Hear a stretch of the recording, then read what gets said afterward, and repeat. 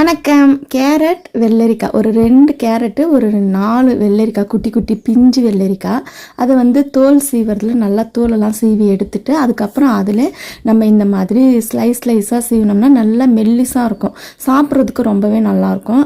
அதில் சீவிட்டு அதில் ஒரு 150 கிராம் அளவுக்கு தயிர், அப்புறம் கொஞ்சம் சாட் மசாலா, ஒரு 1/2 லெமன் கட் பண்ணி அதனோட ஜூஸ், 1 ஸ்பூன் அளவுக்கு தேன் எல்லாமே நல்லா பவுலில் போட்டு தீபி தான் இந்த சாலட் வந்து எனக்கு செய்து கொடுத்தா. நல்லா மிக்ஸ் பண்ணிவிட்டு அதை சாப்பிடும்போது டேஸ்ட்டு கண்டிப்பாக சூப்பராக இருக்குங்க. கண்டிப்பாக ட்ரை பண்ணி பாருங்கள்.